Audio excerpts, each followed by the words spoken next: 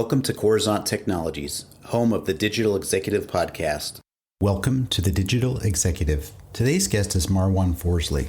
Marwan Forzley is the co-founder and chief executive officer of Veem, a next-generation global payment provider that enables businesses to quickly and securely send and receive payments in local currency. Veem uses the blockchain as a new settlement rail to enable frictionless and inexpensive payments. Prior to Align Commerce, Forzley founded and served as CEO of eBillMe, an online payment solution that extended online banking to the merchant's checkout process. After selling eBillMe to Western Union, Forzley joined the Western Union's digital team as general manager, e-commerce, and strategic partnerships. With extensive experience and expertise in e-commerce infrastructure, mobile payments, content delivery, and alternate payments, Forzley is one of the top entrepreneurs working to pioneer better payment systems. Well, good afternoon, Marwan. Welcome to the show. Thanks for having me. I appreciate you jumping on. This is awesome. And I know you're kind of juggling things right now. Obviously, as a chief executive officer, you've got always things going on in the background. So we'll get you right through this. This is going to be exciting, though, because we're excited to share your story with our global audience. So jumping into the questions, Marwan, you've got quite the career in tech as an entrepreneur, and now you're the CEO of Veem. Could you share with our audience the secret to your career growth and what inspires you? Yeah, just to give context for your audience, Veem is a global payment platform. We make it really simple for businesses to pay and get paid around the world. It's kind of like Venmo for businesses, domestic and international. We have about 300,000 accounts. It's venture capital funded. We're in 110 countries and 50 plus currencies. And the entire idea of Veem, the vision is to make it really simple for businesses to pay and get paid. And the thinking here is when you go to buy coffee in the morning, you don't think of how you pay, you just do it.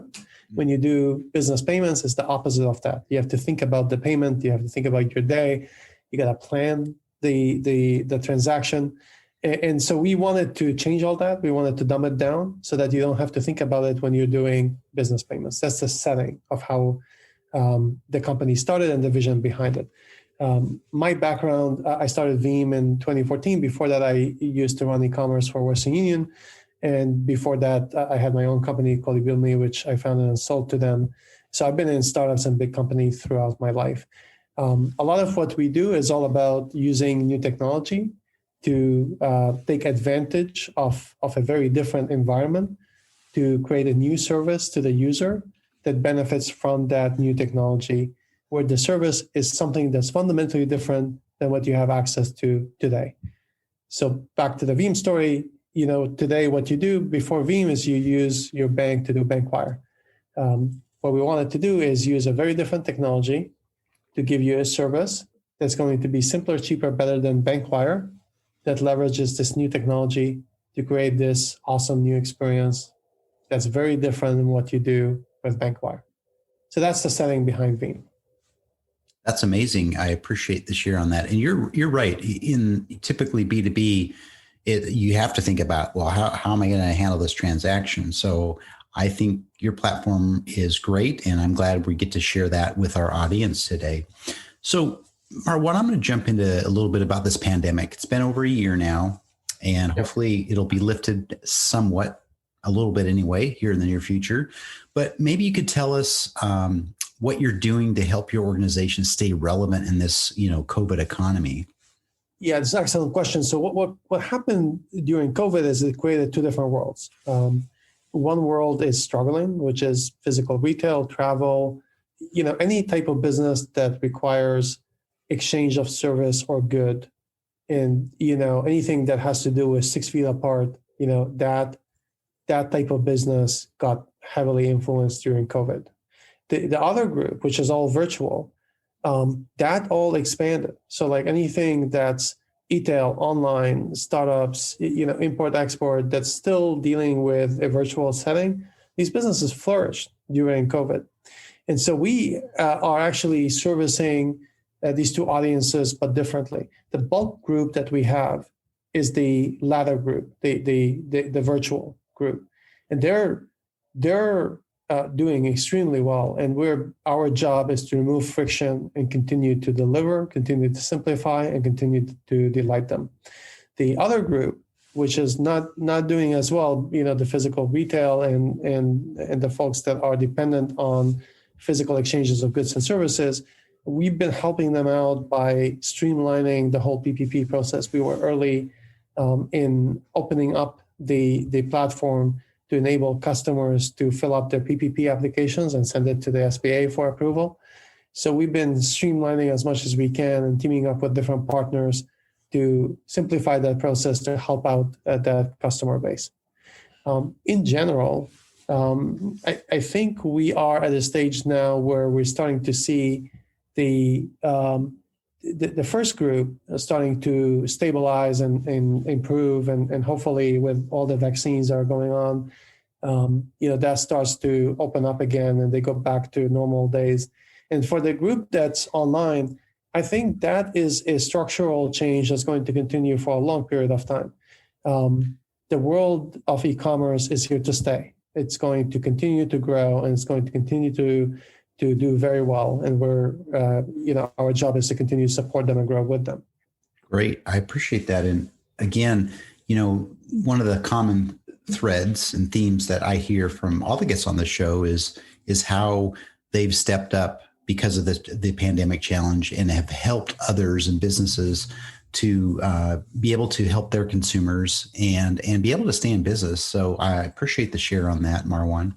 So Marwan, let's talk a little bit about technology. This platform's all about that. I love to talk about emerging tech. So we're going to at least scratch the surface here, but you're obviously leveraging some new or emerging technologies in your tech stack. But is there something you could share with our audience today that kind of give us a little taste of what maybe you're leveraging? Behind the scenes, there's a technology called multi-rail that we developed. This is a concept that routes payments between 5 different rails. The first rail is our own bank accounts in a number of markets, and we call that treasury. So we have a bank account in the US and a bank account in Europe. So if I'm moving money from US to France, for example, there's nothing that actually moves to France. What we do is we credit on the US side and debit from our bank account that has euros on the European side to move money to the recipient in France. That technology, as I mentioned, we call that treasury. The second rail that we work with is Visa and MasterCard. We integrate into their platform to essentially do real-time payments to bank accounts associated with your debit card. The third rail that we work with are complicated countries like, China is a good example of that, where we have relationships on the ground with payment partners that take payments from us and settle locally on the ground in China. The fourth rail is the blockchain rail. So we do a lot of that in markets like Philippines, Mexico, Brazil, India, emerging markets. And we do very well, essentially converting from US dollar to crypto to one of the local currencies. And we use the blockchain as a way to do a synthetic cross from one currency to another. And the final rail we work with is Swift. And so we use it for large transactions and long tail markets. Think of this router like it's like Google Maps. When let's say you want to go from LA to San Francisco, it gives you 4 different options. You can drive, you can take a bus, you can take a train, you can fly, and you choose whatever is best for you. It's the same idea for payments. So we route based on whatever is the most efficient rail for that particular transaction. So that concept we call multi-rail. In addition to that, there's a lot of plumbing behind the scenes around authenticating the accounts that are on the platform to make sure that we know the customer and what they're doing.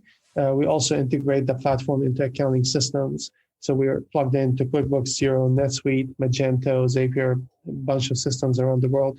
And so that whole infrastructure, which is fairly heavy on technology, ends up being a combination of integrations to accounting systems and platforms that the businesses use, the technology to authenticate accounts efficiently, and technology to route payments from point A to point B.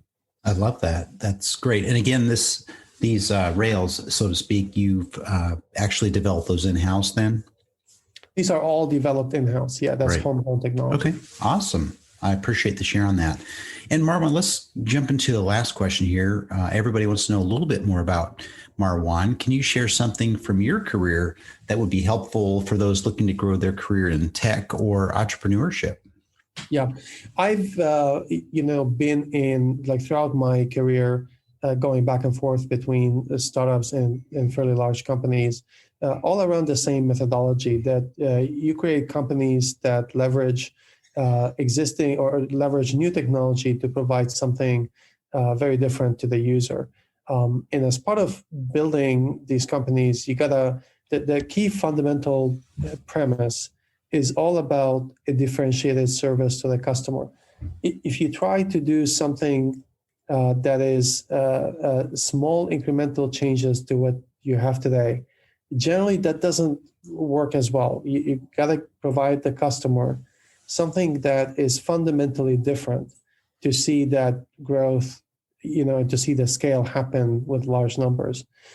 So for example, to just kind of make it more human, if you are operating a startup, for example, that's going to make it a little bit better to have a service that's it's like taxi, but with slight variations, you're not going to see as much success as having a system like Uber, which is fundamentally a different experience. And so we think of startups like that. You gotta come up with an experience to the user that is superior to what you have and completely different than what you have today. That's sort of how we organize. That's how I organize the startups I've been in.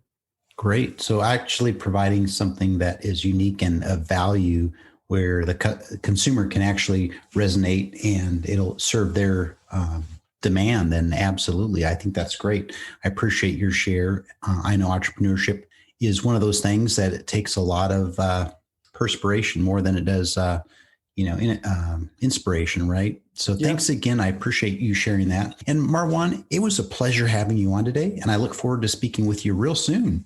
Thank you very much. Thanks for having me. Bye for now.